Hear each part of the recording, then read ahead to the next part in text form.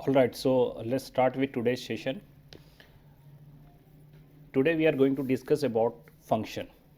ठीक है, यहाँ से हम लोग अब प्रोग्रामिंग के लिखने के तरीके को चेंज करेंगे। अभी तक हम लोग जो प्रोग्राम लिख रहे थे वो मेन फंक्शन के अंदर लिख रहे थे। ठीक है, वहीं एग्जीक्यूट हुआ, सब कुछ वहीं, आउटपुट वहीं, इनपुट वहीं, जो लॉजिकल पार्ट लिखना वो भी मेन के अंदर था। तो हम लोग एक फंक्शन देख रहे हैं शुरू से, that is a main function which is a inbuilt function. We can say that is a starter of a program. ठीक है, प्रोग्राम कहाँ से स्टार्ट होगा वो प्रोसेसर को हम लोग मेन के थ्रू इंडिकेट किया जाता है। तो ऑलमोस्ट हर लैंग्वेज में वो फंक्शन मेन होता है। बट अब हम लोग यहाँ पर देखेंगे कि खुद का यूज़र डिफाइंड फंक्शन कैसे बनाते हैं। ठीक है, यूज़र डिफाइंड मतलब हुआ कि हम लोग एज अ कोडर खुद का अपना फंक्शन बनाएंगे, उसको फिर हम लोग एक्टिवेट करेंगे, कॉलिंग करेंगे। तो वो प्रोसेस हम लोग देखते हैं। Alright, so let's start.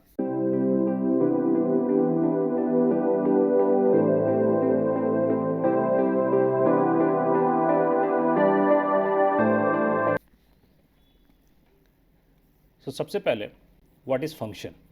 ठीक है, तो normally a function is group of statements that together perform a task.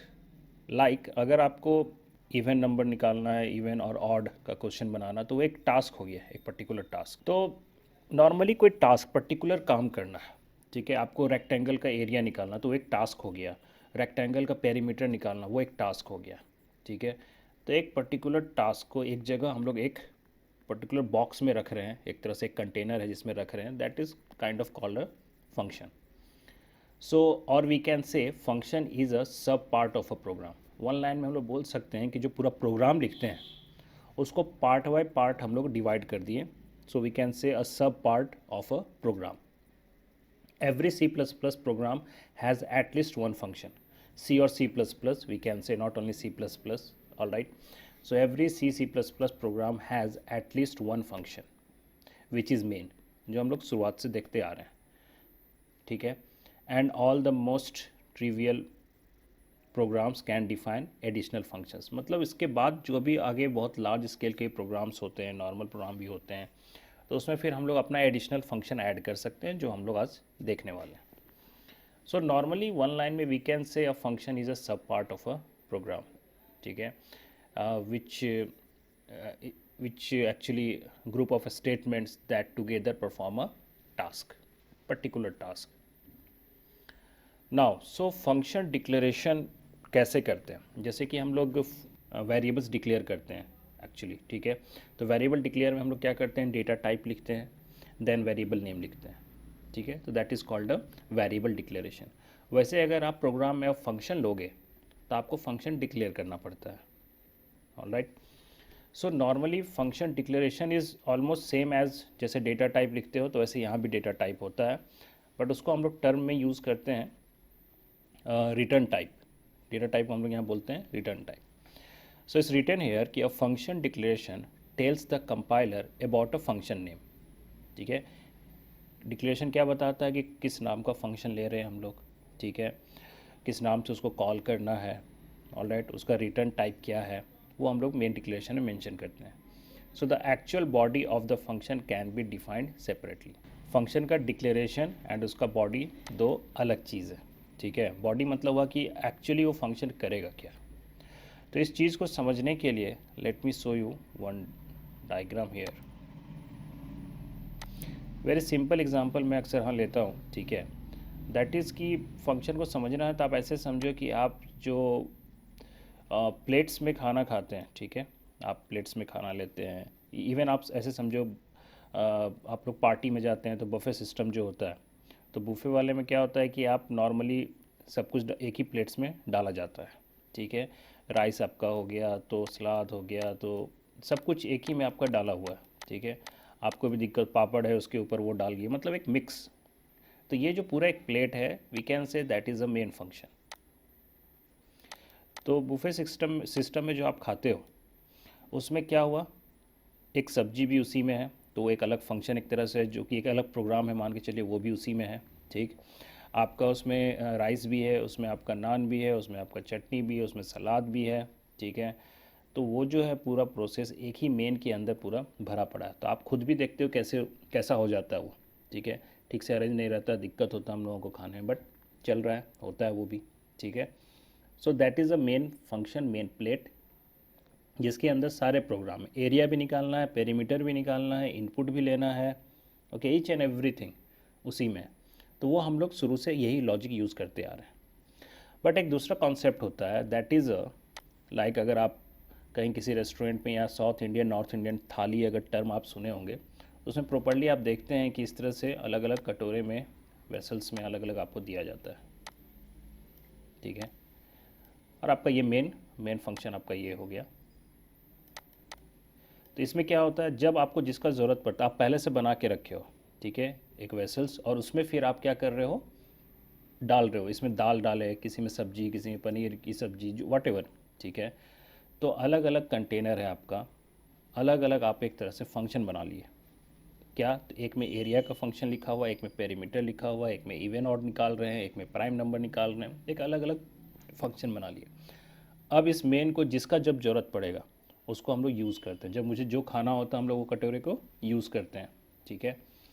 तो कौन सा कटोरा बनाना है, उसमें क्या रखना है, उसका नाम क्या होगा, that is called a declaration. And उसमें क्या कंटेंट, जो फाइनली जो उसमें कंटेंट डालोगे, मतलब कोड लिखोगे, ठीक है। जैसे आपको वेजिटेबल्स के लिए आप बनाए हो तो वेजिटेबल्स डालोगे, ओके। तो आप पहले डिफ़ाइन कर ले कि मुझे 5 फंक्शन चाहिए, तो 5 कटोरा हमें चाहिए।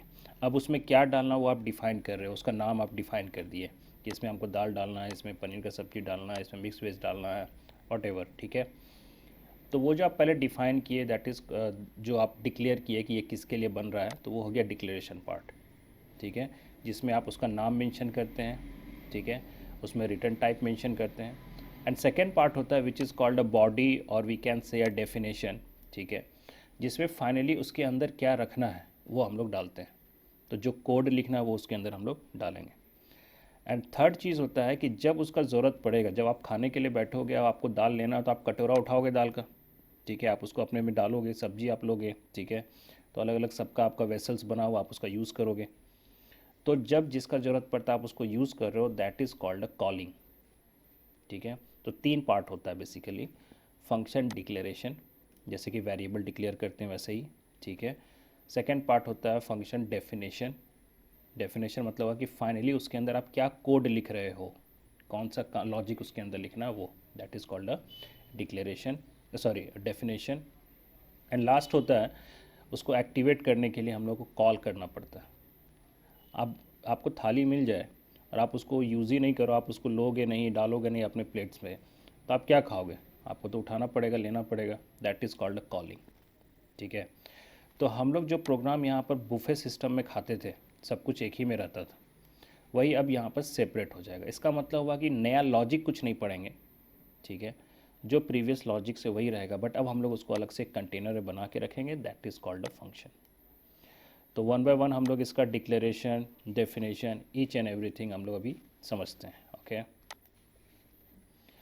तो function declaration has the following parts. तो नॉर्मली जो उसका सेक्शन होता है, उसका जो सिंटैक्स होता है वो ऐसा होता है, रिटर्न टाइप लिखते हैं। तो return type is almost data type. जैसे आप इंट लिखते हो, फ्लोट लिखते हो, तो हम लोग यहाँ पर फंक्शन के पहले भी इंट फ्लोट लिख सकते हैं, बट एक और बहुत मेजरली हम लोग यूज़ करते हैं, दैट इज़ अ वाइड, ठीक है। सो क्या है, वाइड लिखने से क्या होगा, इंट लिखने से क्या होगा, विल डिस्कस। बट ये return type is all about data type एक तरह से।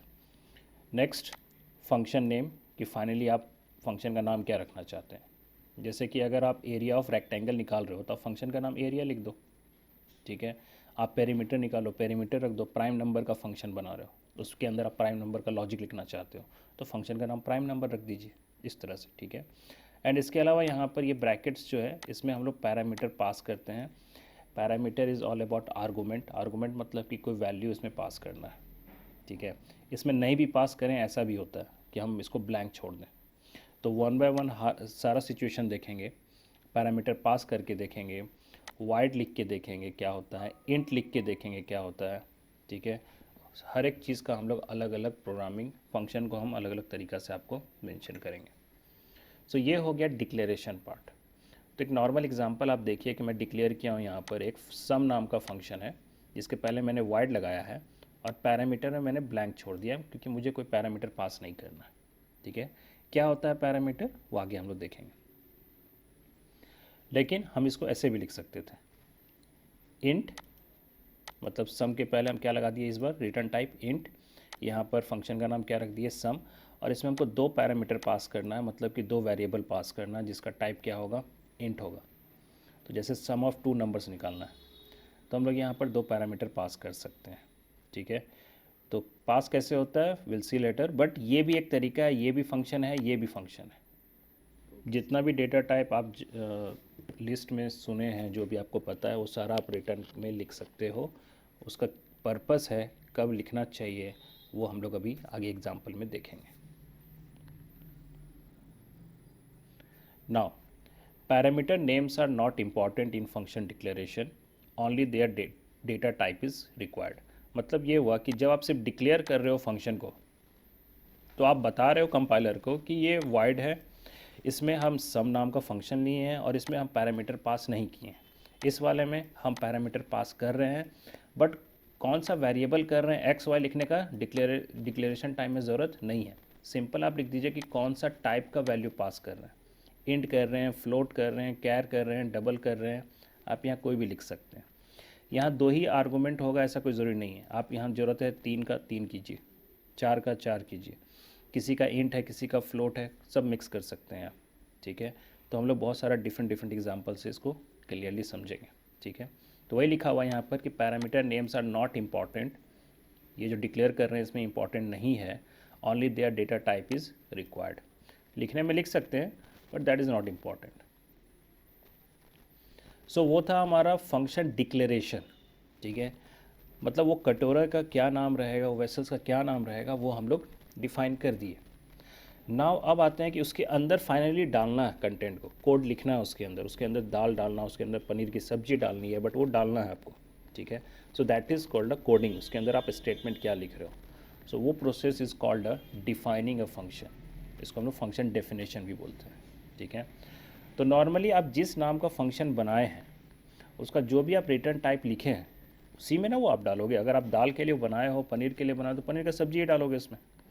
तो जब आप उसका डेफिनेशन लिखोगे तो नॉर्मली जो आप वहाँ रिटर्न टाइप लिए थे वही रहेगा, जो आप वहाँ फंक्शन नेम लिए थे वो रहेगा। अगर पैरामीटर लिए थे तो लिखाएगा, नहीं लिए थे तो नहीं लिखाएगा। ठीक है, तो यहाँ पर हम लोग इस तरह से लिखते हैं, उसके बाद कर्ली ब्रैसेस स्टार्ट करते हैं और ये एक तरह से एक कंटेनर बन गया। ठीक है, और इसके अंदर आपको जो स्टेटमेंट लिखना फंक्शन का वो लिखेंगे। ठीक है, मान लो इवन ऑड का लॉजिक लिखना तो वो इसके अंदर लिखेंगे, मान लो प्राइम नंबर निकाल रहे हैं उसका लिखेंगे, सम ऑफ टू नंबर्स का लॉजिक लिख रहे हैं तो वो लिखेंगे। तो जो भी कोडिंग है पार्ट, उस पर्टिकुलर जो भी टास्क करवाना है वो आप इसके अंदर लिखोगे and then curly braces close. So that is called a defining a function. Declaration के बाद उसको डिफाइन करते हैं हम लोग। So a C++ function definition consist of function header and function body. ठीक है, फंक्शन हेडर एंड हेडर मतलब यही हुआ return type, function name, parameter है या नहीं है वो, और उसके बाद उसका बॉडी। सो इसको हम लोग इस तरह से अलग रिटर्न टाइप को क्या बोलते हैं उसके बारे में यहाँ मेंशन कर दिए हैं। सो अ फंक्शन में रिटर्न अ वैल्यू। ठीक है, एक फंक्शन जो होता है वो रिजल्ट रिटर्न कर सकता है। फंक्शन का काम क्या है, आपको एरिया ऑफ पेरीमीटर निकालना है, सॉरी एरिया ऑफ रेक्टेंगल निकालना है सपोज, तो इसका मतलब आप एरिया निकाल के एक वैल्यू आएगा, एक रिज़ल्ट आएगा। तो अगर आपको रिज़ल्ट रिटर्न करना है तो रिटर्न मतलब होता है जहाँ से वो फंक्शन कॉल हुआ है वहाँ पर आपको वापस रिज़ल्ट देना है। तो उसके लिए आप रिटर्न टाइप यहाँ पर इंट लिखिएगा, फ्लोट लिखिएगा। ठीक है, वो डिपेंड करता है कि कैसा उसका आउटपुट आ रहा है। आपका पॉइंट में वैल्यू है तो आप ऑब्वियसली आप फ्लोट में रिटर्न कराओगे। ठीक है, तो जो रिज़ल्ट आता है, फंक्शन का काम है फाइनली कुछ रिज़ल्ट आना, तो जो आउटपुट आता है उसको अगर आपको रिटर्न कराना है तो उसमें हम लोग यहाँ पर रिटर्न टाइप लिखते हैं। ठीक है, इंट, फ्लोट, डबल जो भी हमें रिक्वायर्ड है। बट अगर नहीं कराना है, होता है कभी कभी कि रिज़ल्ट जो है यहीं पर शो हो जाए, फंक्शन के अंदर ही शो हो जाए, कहीं पर वापस रिटर्न ना करें, उस कंडीशन में हम लोग रिटर्न टाइप में वाइड लिखते हैं। ठीक है, तो यहाँ पर वही चीज़ लिखा हुआ, फंक्शन में रिटर्न अ वैल्यू, कोई कंपलसरी नहीं है, में लगा दिए हम लोग। ठीक है, the return type is the data type of the value the function returns. उसमें जो हम लिखते हैं वो ये चीज़ हो गया कि कौन सा वैल्यू वो रिटर्न कर रहा है, उसका डेटा टाइप हम लोग मेंशन कर देते हैं। Some functions perform the desired operations without returning a value. कुछ फंक्शन ऐसे होते हैं जिसमें हम लोगों को रिटर्न करने का ज़रूरत नहीं होता है, तो उस कंडीशन में हम लोग उस फंक्शन का रिटर्न टाइप क्या लिखते हैं, void. Void is kind of null, nothing, so sense हुआ। तो वाइड भी एक कीवर्ड है सी प्लस प्लस का। इसका पर्पस यही है कि जब रिटर्न नहीं कराना हो, कोई रिजल्ट रिटर्न ना करना हो, तो हम लोग वाइड लिखते हैं, और अगर रिटर्न करना है तो हम लोग इंट लिखते हैं, फ्लोट लिखते हैं, कैर लिखते हैं, जैसा डिमांड है। देन फंक्शन नेम, जो आप देख रहे हैं इसका part. So this is actual name of the function name and the parameter list together constitute the function signature. इसको हम लोग फंक्शन पैरामीटर भी बोलते हैं, सॉरी फंक्शन प्रोटोटाइप भी बोलते हैं, फंक्शन सिग्नेचर भी बोलते हैं। ये जो हम return type with function name with parameter जो लिख रहे हैं, that structure is called a kind of function signature. Okay, और जो लास्ट एक था parameter section. So a parameter is like a place holder when a function is invoked. Invoked means होता है कॉलिंग करना, कॉल करना। You pass a value to the parameter, ठीक है।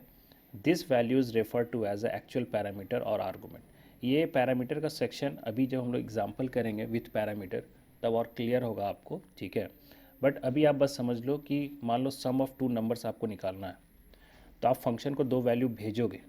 अगर आपको वैल्यू भेजना है तो इसका मतलब है आप पैरामीटर पास कर रहे हो, इसको हम लोग आर्गूमेंट भी बोलते हैं, ठीक है। तो कॉलिंग के टाइम में हम लोग उसको पैरामीटर भेजते हैं, वो फिर कैलकुलेट करके हम लोग को आउटपुट रिटर्न करता है। बट किसी किसी में पैरामीटर पास करने का नहीं ज़रूरत है, ठीक है। That is optional, it's written here, parameters are optional, ठीक है। तो आप उसमें नहीं कुछ पास करोगे, ठीक है, मे कंटेन नो पैरामीटर्स। तो डिपेंड करता है कि फंक्शन का क्या डिमांड है। इसका आपको मैं एग्जांपल बताता हूँ, आप ऑलरेडी यूज़ कर रहे हो, ठीक है। आपको याद होगा हम लोग एक फंक्शन यूज़ करते हैं CLR SCR या get CH। That is also a function which is a inbuilt function. इसमें यहाँ पर ऐसे करके हम लोग ऐसे करके लिखे हुए रहते हैं। इसका मतलब होता है हम लोग इस फंक्शन को कॉल कर रहे हैं, और इसमें आर्गूमेंट का कोई काम नहीं है, क्योंकि हमको यूजर से यहाँ पर कुछ नहीं पास करवाना है, वो बस क्लियर स्क्रीन करना। तो उसके लिए हमको उससे क्या मांगना है, कुछ नहीं। तो इस फंक्शन के अंदर क्लियर स्क्रीन का लॉजिक लिखा हुआ होगा, और हमारा फिर स्क्रीन को वो क्या करता है, क्लियर करता है। तो उसमें हमको कोई आर्गूमेंट पैरामीटर पास करने का ज़रूरत नहीं पड़ा, तो यहाँ पर ब्लैंक हो गया। तो that is a no parameter वाला एग्जाम्पल। गेट CH भी हम लोग यूज़ किए हैं, ठीक है। तो वो सब हम लोग कॉल कर रहे होते हैं, और कहाँ है ये सब, conio.h के अंदर डिफाइन किया हुआ, वहाँ डेफिनेशन लिखा हुआ है। तो फंक्शन जो होता है कोड को रीयूज़ करने के लिए बहुत हेल्पफुल होता है, ठीक है। एक और एग्जांपल आप देखिए विथ पैरामीटर। हम लोग पाव फंक्शन मैथ का यूज़ किए थे। पाव में आपको ध्यान होगा कि दो आर्गूमेंट कम से कम पास करना पड़ता है, तो that is called a two integer type और फ्लोट टाइप वाट एवर, ठीक है। बट यहाँ पर आप आर्गूमेंट पास कर रहे हो, that is called a argument. इसका मतलब है पाव फंक्शन जो बनाया हुआ होगा math.h के अंदर, उसमें उसका डेफिनेशन में दो आर्गूमेंट होगा जो ये एक्सेप्ट करेगा। तो हम लोग जब कॉल करते हैं तो उसको जो भी दो आर्गूमेंट भेजते हैं वो फिर अपना प्रोसेस करता है, अंदर लॉजिक लिखा हुआ अपना और लॉजिक करता है, और हम लोग को वापस रिटर्न करता है। Pow is a good example to understand the return type, ठीक है, एंड विथ आर्गूमेंट, कि हम लोग आर्गूमेंट भी पास किए और जो रिजल्ट आया वो हमको वापस देता है, तब तो हम लोग अपने प्रोग्राम में उसका आउटपुट को शो करा पाते हैं, उसको फिर अपने लॉजिक में यूज़ कर पाते हैं। तो पर्पज़ समझिए, क्लियर स्क्रीन में कोई ज़रूरत नहीं था कुछ रिटर्न करने का, ठीक है, या फिर कोई आर्गूमेंट पास करने का, तो हम लोग उसको बिना इसके बनाते हैं। पाव में ज़रूरत है, क्योंकि आप किसका पावर निकालेंगे, वो तो देखो दोगे उसको, तो वो हम लोग उसको इसके थ्रू देते हैं, ठीक है। सो हम लोग ये सब क्वेश्चंस को देखेंगे वन बाय वन। अभी हम लोग पहले सिंपल थ्योरेटिकल टर्म्स समझ रहे हैं, what is parameter, what is function body, what is function name, what is return type, alright. So function body, the function body contains a collection of statements that define what function does. function body के अंदर finally हम लोग लिखते हैं कि भैया ये function करेगा क्या, ठीक है। तो जो आप लॉजिक लिखोगे वो करेगा। इवन ऑड निकालना, इवन ऑड का लॉजिक लिखिए, प्राइम नंबर निकालना, प्राइम नंबर का लॉजिक लिखिए, ऑलराइट। इसीलिए प्रीवियसली आप जो भी लॉजिकल प्रोग्राम किए हैं वही लॉजिकल प्रोग्राम हम लोग अभी भी कर रहे होंगे, बस इस बार हम लोग फंक्शन, अपना खुद का एक फंक्शन बना के उसको लिखेंगे। सो लॉजिक हमारा कुछ भी नया नहीं होगा, हम लोग बस लिखने का तरीका बदलने वाले हैं प्रोग्रामिंग का। जैसे यहाँ पर एग्जांपल है वाइड सम करके हम लोग लिए हैं, ठीक है।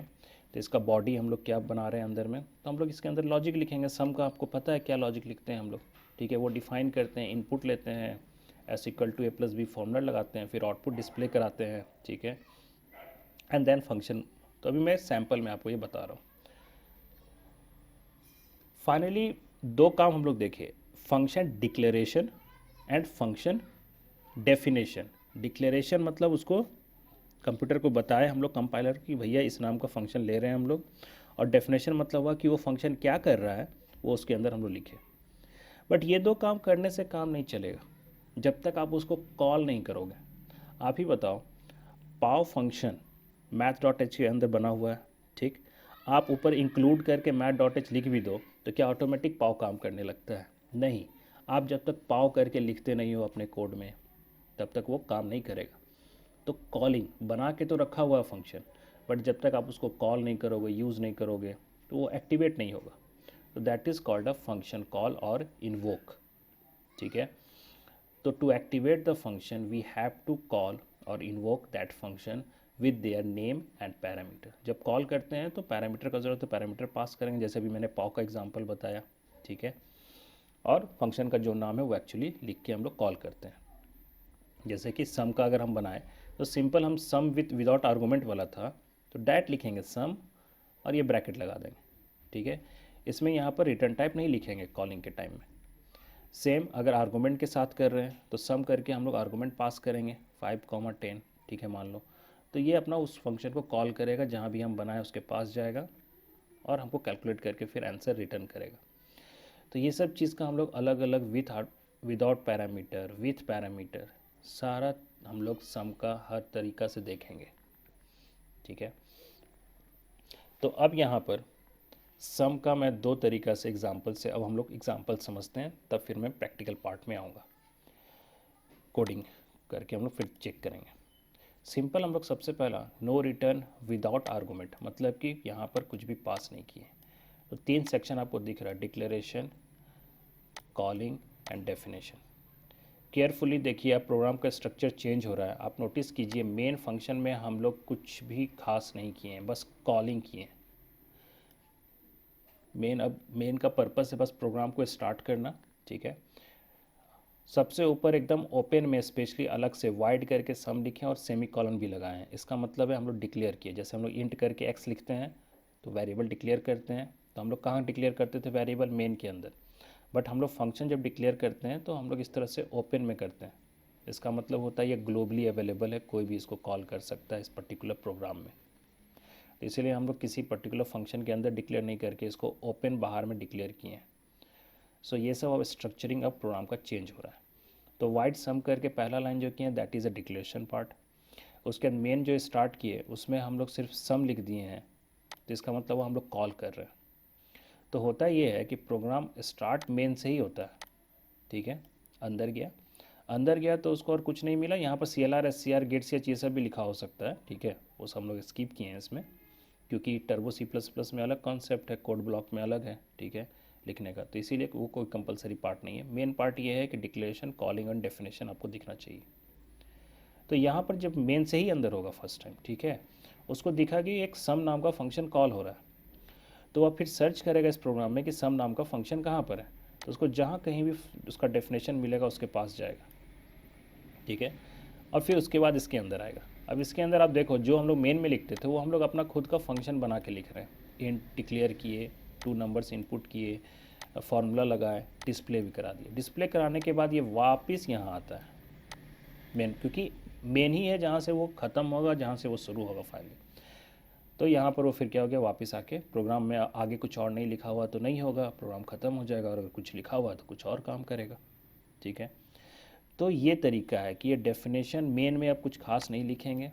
मेन में सिर्फ कॉलिंग वॉलिंग का यूज़ होता है, इनपुट का कभी कभी यूज़ होता है, और जो लॉजिकल काम है वो अलग से हम लोग फंक्शन बना के करेंगे। अब प्रोग्राम देखने में तो बड़ा लग रहा है, तो फिर इसमें सबको डाउट लगता है कि आखिर ये क्यों कर रहे हैं हम लोग। तो ये क्यों कर रहे हैं का सबसे क्लियर आंसर है, पाव फंक्शन आप यूज़ किए थे। पाव फंक्शन में आपको पता है कि जब जब पाव का ज़रूरत पड़ता आप आराम से कॉल कर पाते हैं। अगर ये फंक्शन नहीं बना होता तो इसका लॉजिक आपको बार बार लिखना पड़ता। जब भी इसका ज़रूरत है, जहाँ भी ज़रूरत है, एक ही प्रोग्राम में 10 जगह अगर पाव फंक्शन का ज़रूरत पड़ा तो 10 बार लॉजिक लिखो। वही आप समझ लो कि सम करना है और किसी प्रोग्राम में 10 जगह सम करना है तो आपको बार बार वो लॉजिक लिखना पड़ता है, ये पूरा कोड लिखना पड़ जाता 10 टाइम्स। वही अगर आप एक बार फंक्शन बना के रख लिए तो इस मेन प्रोग्राम में जहाँ जहाँ सम का ज़रूरत पड़ेगा आप उसको मल्टीपल टाइम्स कॉल कर सकते हैं, आप फिर से कॉल कर सकते हैं, जैसे आप पाव को कॉल करते हैं जब जिस प्रोग्राम में ज़रूरत है।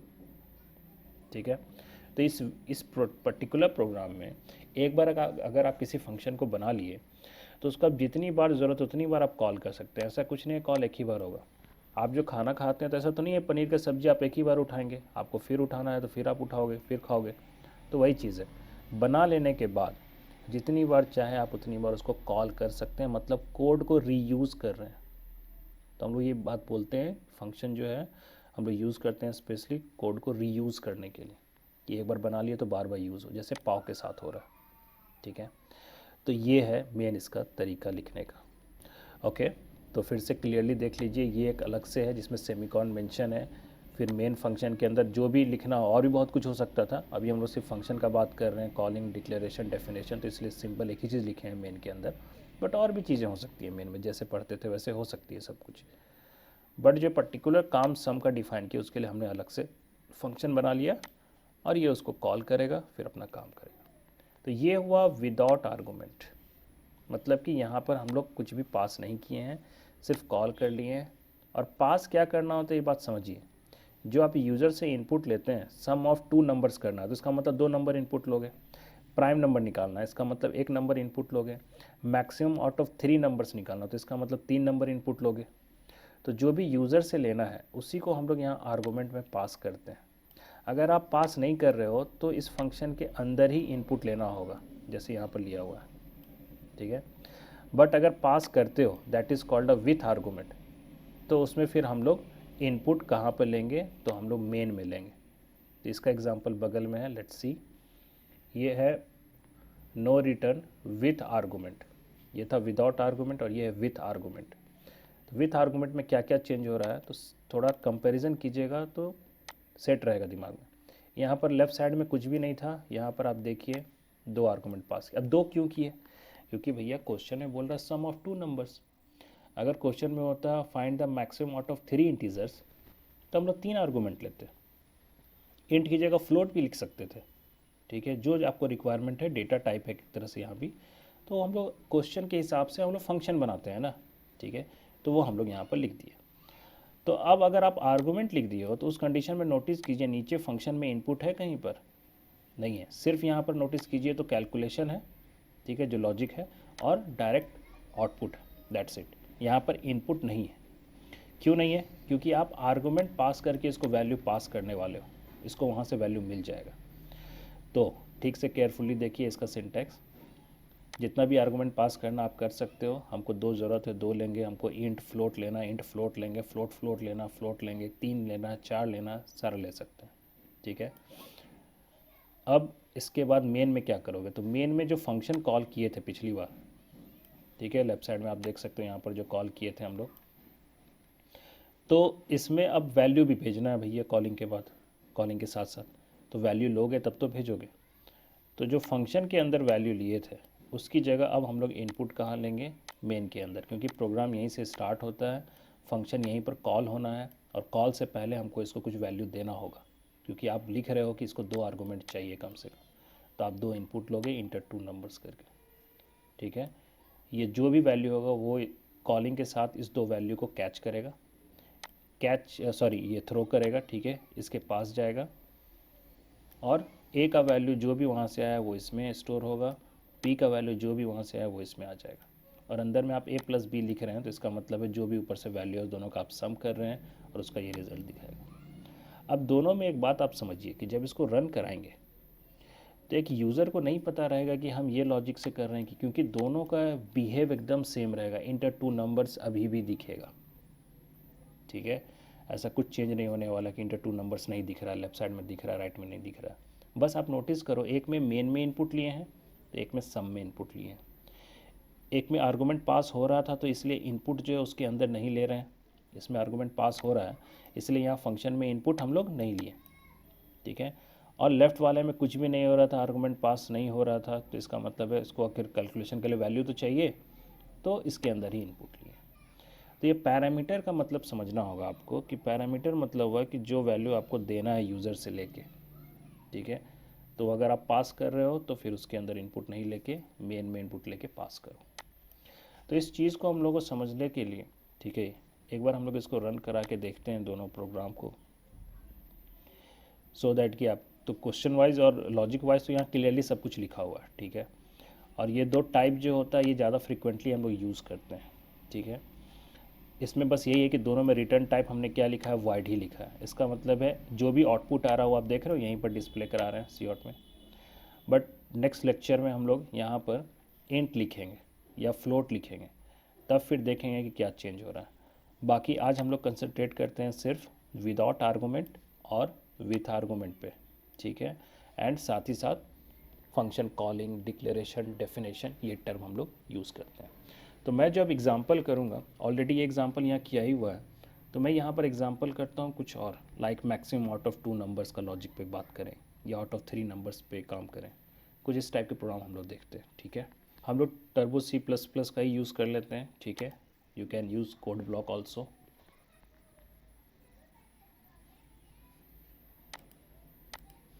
ओके, तो हम लोग क्वेश्चन बनाते हैं, कुछ डिफरेंट करते हैं, like maximum out of 2 integers.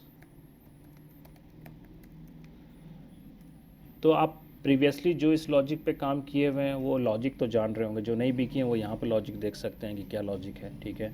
But हम लोग बस अब मेन के अंदर नहीं लिख के लॉजिक को एक अपना खुद का फंक्शन बनाएंगे, उसमें लिखेंगे। So maximum out of 2 integers using function करके हम लिख दिए, ठीक है। तो इसके लिए हमें जो रिक्वायर्ड है वो सब हम लोग लिखेंगे। हम लोगों को इंक्लूड वो सब तो चाहिए ही।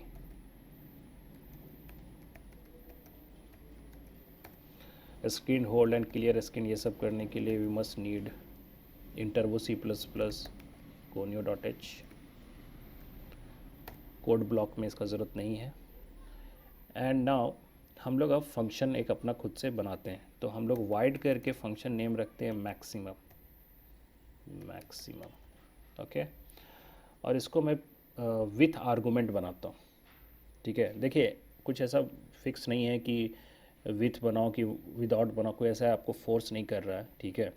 लेकिन आपको धीरे धीरे खुद से समझना होगा कि जिसमें यूज़र से इनपुट ले रहे हैं खासकर उसको विथ आर्गूमेंट बनाने का ज़रूरत पड़ता है, ठीक है, बनाना चाहिए। जिसमें नहीं ले रहे हैं, नहीं ज़रूरत है, उसमें डायरेक्ट कुछ करना है, नॉर्मल स्मॉल काम करना है कुछ, ठीक है, तो उसमें विदाउट आर्गूमेंट काम कर सकते हैं। तो मैक्सिमम आउट ऑफ 2 नंबर से तो लेना अच्छा रहेगा, ठीक है। तो मैं यहाँ पर लेता हूँ दो और इस बार हम इंट की जगह फ्लोट ले लेते हैं, क्योंकि पॉइंट वाला वैल्यू भी ले और आपके दिमाग में ये सेट रहे कि सिर्फ इंट ही नहीं फ्लोट भी यूज़ हो सकता है। तो ये जो मैंने फर्स्ट काम किया that is called a declaration, very clear, okay. Now अब हम लोग नॉर्मली इसके बाद वाइड मेन यूज़ करेंगे, ओके। और इसके अंदर अब क्लियर है कि हमको मैक्सिमम फंक्शन इसके अंदर कॉल करना है, उसके लिए इसको 2 वैल्यू भी भेजना है। तो आपको 2 वैल्यू यहाँ पर लेना पड़ेगा।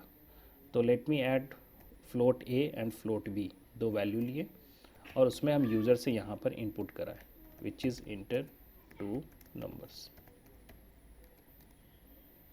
ठीक है। और सीन करके हम लोग यहाँ पर एक A में ले लिए और एक B में, दैट्स इट। अब इसके बाद इनपुट के बाद यहीं पर आप लॉजिक लिखते थे, अगर आपको याद होगा तो ईफ कंडीशन में हम लिखते थे A ग्रेटर देन B, अगर ट्रू है तो वो फॉल्स है तो दूसरा, यही करते थे। बट लॉजिक वॉजिक कुछ भी यहाँ नहीं लिखेंगे, यहाँ सिर्फ इनपुट लिए हैं हम लोग यहाँ पर। अब इसके बाद मैक्सिमम नाम का जो फंक्शन बना उसको कॉल करेंगे विथ आर्गूमेंट। तो यहाँ पर A और B जो इनपुट लिए थे कॉमा दे के इस तरह से लिखेंगे, यहाँ पर दोबारा इंट लिखने का ज़रूरत नहीं है। So that part is called a calling. और स्क्रीन को होल्ड करना, क्योंकि फाइनली प्रोग्राम वापस यहीं आएगा, यहीं पर एंड करेगा। तो अगर गेट ch नहीं डालोगे तो फिर होल्ड पे नहीं रहेगा, ठीक है। कॉलिंग करोगे तो मैक्सिमम के पास तो जाएगा, आउटपुट भी सी आउट होगा, ठीक है, जो भी आप वहाँ लिख रहे हो, बट वो रुका नहीं रहेगा क्योंकि आप गेट ch नहीं लिखे रहोगे टर्बो C++ में, ठीक है। कोड ब्लॉक लिखते तो गेट ch का ज़रूरत नहीं पड़ता। नाउ ये हो गया कॉलिंग पार्ट, डिक्लेरेशन पार्ट। अब आते हैं फंक्शन का डेफिनेशन पार्ट, जो एक्चुअली मेन के बाहर है। एक तरह से ये जो हम लिखे हैं ना, this is called a definition of main function. अगर हम ये लिखे और शुरू से हम लोग ये लिखते आ रहे हैं तो ये भी काइंड ऑफ एक डेफिनेशन है, डेफिनेशन ऑफ मेन फंक्शन है ये एक्चुअली। तो ये फंक्शन अपना अपना काम है, उसका डिफाइन किया हुआ कर दिया उसका। अब हम लोग अपना खुद का जो फंक्शन बनाए थे उसका डेफिनेशन लिखेंगे। तो ऑब्वियस बात है वो अलग कटोरा होगा ना, अलग वेसल्स होंगे, ठीक है, तो वो हम अलग से बनाएंगे। तो यहाँ पर हम लोग अलग से बना रहे हैं, जिसका ऊपर क्लियरली लिखा हुआ है वाइड है, तो यहाँ भी हम लोग लिखेंगे डेफिनेशन में वाइड। फंक्शन का नाम हम रखे हैं मैक्सिमम, तो हम लिखेंगे मैक्सिमम। और जब यहाँ पर आर्गूमेंट लिखते हैं तो फ्लोट के बाद नाम भी देना पड़ता है, ठीक है। तो आप सेम नाम भी दे सकते हो, वहाँ अगर ए लिखे हो तो यहाँ भी ए लिख सकते हो, ठीक है, बट आप यहाँ नाम चेंज भी कर सकते हो, कोई दिक्कत नहीं है। Float M, float N.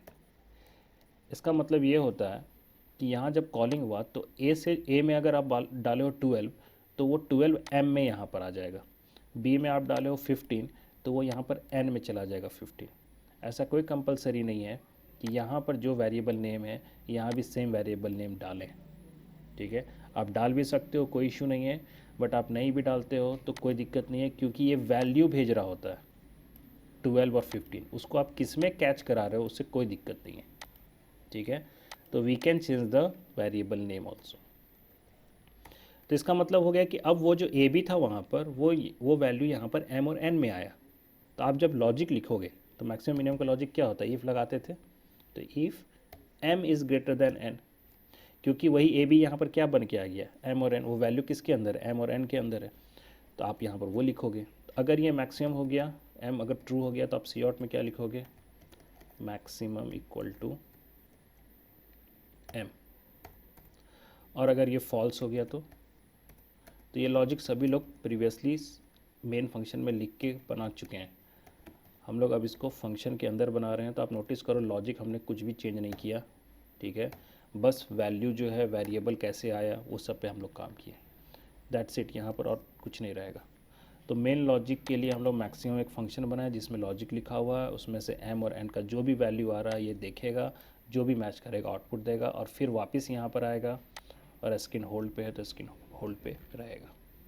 तो लेट्स सी कि कोई एरर तो नहीं आ रहा है, पहले हम लोग कंपाइल करते हैं। 4 एरर्स है, 4 एरर्स है, तो कहाँ के चलते, स्पेलिंग कुछ गलत लिखे हैं क्या, आईओ स्ट्रीम का स्पेलिंग हमने गलत लिखा है।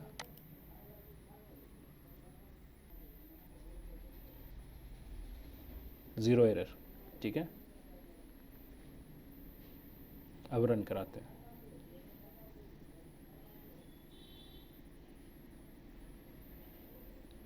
इंटर 2 नंबर्स, ठीक है।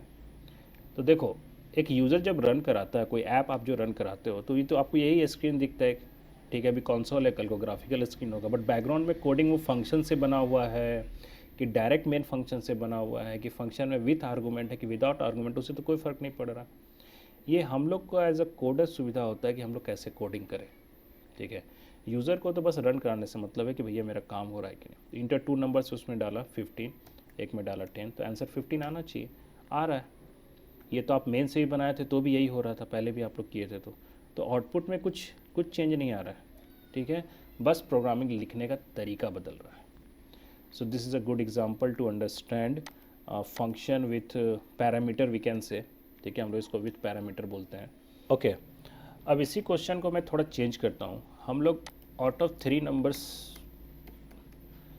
इंटीज़र वाला करते हैं, ठीक है, और इस बार हम फंक्शन तो यूज़ करेंगे ही, और इफ एल्स की जगह हम लोग एक कंडीशनल ऑपरेटर पढ़े थे, उसका यूज़ करके हम लोग आउट ऑफ 3 निकालेंगे। बहुत इजी है, और प्रीवियस लेक्चर और वीडियो में भी आपका है कंडीशनल ऑपरेटर का वीडियो डाला हुआ है, आप वहाँ से भी देख सकते हो कि व्हाट इज़ कंडीशनल ऑपरेटर, कैसे काम करते हैं। तो हम लोग नॉर्मली मेन के अंदर लॉजिक लिख के बनाए थे, तो करना सब कुछ वही है, ठीक है। लॉजिक जो है यहाँ लिखाएगा using conditional operator, but function के अंदर। सो 3 वाला मैं क्यों किया, क्योंकि मैं आपको ये बताना चाहता हूँ कि आर्गूमेंट का जितना रिक्वायर्ड होगा हम लोग उतना बढ़ा सकते हैं, फ्लोट इंट जो लिखना हो, बट हम लोग बढ़ा सकते हैं। So this time we need a 3 input, तो इसका मतलब है हम लोग मैक्सिमम में 3 फ्लोट या int variable data type declare कर दिए। Now we must need a input, तो इंटर 3 नंबर्स करके हम लोग 3 वेरिएबल लेके इनपुट करा लेंगे। ठीक है, और एक ए में चला गया, एक बी में और एक सी में, वेरी सिंपल। और जब कॉलिंग करेंगे तो ए कॉमा बी कॉमा सी, कुछ चेंज नहीं किया हम लोग यहाँ पर, बस आर्गूमेंट एक्स्ट्रा ऐड कर दिए। अब आते हैं लॉजिकल पार्ट में। तो ऑब्वियस बात है यहाँ भी आप जो कैच करोगे, तो मैं फिर से बोल रहा हूँ कि सेम वेरिएबल नेम भी लिख सकते हो, ठीक है, बट दूसरा लिख देते हो तो कोई दिक्कत नहीं है, क्योंकि ये वैल्यू बस भेज रहा होता है। सीक्वेंस बस फॉलो करना, ए वाला एम में जा रहा है तो बी वाला एन में जा रहा है, कुछ और डब्ल्यू ले रहे हो तो सी वाला डब्ल्यू में चला जाएगा। लेकिन आप सेम नाम भी यूज़ कर सकते हो, कोई दिक्कत नहीं। तो मैं इस बार सेम नाम यूज़ कर लेता हूँ, इस बार float a, float b and float c, ठीक है। बाकी आप देख लो, आर्गूमेंट ही बस अभी तक हम लोग चेंज किए। अब आते हैं लॉजिकल पार्ट में। इस क्वेश्चन को हम लोग यूजिंग कंडीशनल ऑपरेटर बनाते हैं, ठीक है, इसलिए सब ईफ हटा देते हैं, ईफ में ज़्यादा लिखना पड़ जाएगा। कंडीशन ऑपरेटर में is very simple. Condition operator ऐसे लिखा था, ए ग्रेटर दैन बी, ठीक है, क्योंकि ए और बी आ रहा है, अब क्वेश्चन मार्क लगाते हैं, इसका मतलब हुआ कि हम लोग कंडीशन लिखे अभी। अगर ये ट्रू हुआ तो इसका मतलब ए बड़ा है, तो क्वेश्चन मार्क के बाद यहाँ पर ए लिख देंगे, ये ट्रू पार्ट को रिटर्न करता है, और कॉलन साइन के बाद आप लिख दोगे बी, ये फॉल्स पार्ट को रिटर्न करता है, कि अगर फॉल्स हुआ तो बी रिटर्न करेगा, और अगर ट्रू हुआ तो ए रिटर्न करेगा, ठीक है। तो सिंपली आप ऐसे समझ लो इसको कि इफ़ एल्स, इफ़ वाला सेक्शन में जो लिखते हैं वो हो गया ये वाला पार्ट कॉलन के बाद, और जो एल्स वाला पार्ट होता है, जो फॉल्स पार्ट होता है, वो आप ये वाला पार्ट लिख रहे हैं। तो ये जो रिटर्न करेगा उसको आपको किसी में कैच कराना है, ठीक है। तो ये प्रीवियस वीडियोस जो था कंडीशन ऑपरेटर का, उसमें डाला हुआ है, आप वहाँ भी देख सकते हैं, बट अभी हम उसको क्वेश्चन में बना रहे हैं यहाँ पर, सॉरी फंक्शन के अंदर बना रहे हैं। तो ये क्या करते हैं, ए और बी में से जो भी बड़ा है, देखो वैल्यू निकलता है, याद रखना बार बार, वो किसी वेरिएबल में स्टोर कर सकते थे, ए और बी दोनों में से किसी में भी कर सकते थे, क्योंकि दोनों में से कोई एक बड़ा निकलेगा तो हम ए में ही ओवरराइट कर दिए। हो सकता है ए में ए का ही वैल्यू जाए, हो सकता है ए में बी का वैल्यू जाए। तो अगर ट्रू होगा तो ए का वैल्यू ए में स्टोर होगा, और अगर फॉल्स हुआ तो बी का वैल्यू ए में स्टोर होगा। लेकिन हम एक्स्ट्रा वेरिएबल नहीं लेके इसी से काम चला लेंगे। अब फिर से हम ए में ही स्टोर करेंगे, कौन सा, तो ए, अब ए में आइदर ए का वैल्यू है और बी का वैल्यू है, उसको कंपैरिजन करना है किससे, सी से, ठीक है। अगर बड़ा निकला तो ए ही बड़ा है, अब ए में बी हो या ए का वैल्यू जो भी हो, बट ए वाला रिटर्न हुआ, और नहीं है तो फिर सी वाला वैल्यू बड़ा। ये दो लाइन में आपका आराम से निकल गया कि मैक्सिमम आउट ऑफ 3 कौन सा है। तो आप एक ही बार बस सी आउट लिखोगे यहाँ पर, मैक्सिमम इक्वल टू, ठीक है, और सिंपली आप यहाँ ए लिख दो, क्योंकि ये दो स्टेटमेंट पूरा होने के बाद ऑटोमेटिक ए में आइदर ए का वैल्यू हुआ होगा, आइदर बी का वैल्यू रहा होगा, और सी का वैल्यू रहा होगा, ठीक है। तो लास्ट में आप ए कर दो, आराम से आंसर आएगा। तो ये हो गया आउट ऑफ 3 इंटीजर्स, ठीक है। So now let's compile this one, no error, run. So मैंने CLR/SCR यूज़ नहीं किया है इसमें, तो इसीलिए पिछला वाला रिजल्ट दिख रहा है, उसके जस्ट बगल में इंटर 3 नंबर्स दिख रहा है। तो चलिए कोई बात नहीं है, 12.5 हम लोग करते हैं, इस पॉइंट में वैल्यू डालते हैं, 15.5 कर देते हैं, ठीक है, एंड 10 कर देते हैं, मिक्स करके अपना वैल्यू डाल दिए। तो आंसर आना चाहिए, तो आंसर क्लियरली आ रहा 15.5, सही आंसर आ रहा, कोई दिक्कत नहीं है, ठीक है। एक हम लोग ट्राई करते हैं कुछ पॉइंट में ही एकदम क्लोज डालने का, लाइक 15.5 एक डालते हैं, एक हम लोग 15.4 डालते हैं, ठीक है, एक हम लोग 15.6 डालते हैं, ठीक है, सिर्फ पॉइंट का चेंज कर रहे हैं। तो क्लियर बात है, फ्लोटिंग आप यूज़ कर ही रहे हो, तो उसके हिसाब से 0.6 वाला अधिक होगा, तो हमारा मैक्सिमम 0.6 निकल रहा है, 15.6। तो क्लियरली ये लॉजिक पहले भी डिस्कस किए थे, बस हम लोग इसको फंक्शन के अंदर बनाना सीख रहे हैं। That's it, this is all about function, ठीक है, using we can say with argument, ठीक है, हम लोग कह सकते हैं कि यहाँ पर हम लोग आर्गूमेंट पास करके देखें। विदाउट आर्गूमेंट भी हमारे पास है, सम ऑफ 2 नंबर्स का हमने आपको नोट्स में आप देख लोगे, ठीक है। तो इस तरह से आप एक्सपेरिमेंट कर सकते हो, ट्राई कर सकते हो। नेक्स्ट सेशन में we will discuss function with return type. अभी तक हम लोग रिटर्न टाइप यूज़ नहीं किया, अभी विदाउट रिटर्न हो रहा है, मतलब वाइड ही लिख रहे हैं। और वाइड में होता क्या है कि आउटपुट यहीं पर दिखता है, ठीक है। सो हम लोग को अब देखना है कि आउटपुट हम लोगों को यहीं पर चाहिए, जैसे इनपुट यहीं पर हो रहा है ना, आर्गुमेंट पास कर रहे हैं, तो आउटपुट भी यहीं पर होगा, बस लॉजिकल काम होगा फंक्शन के अंदर। तो will see in next session.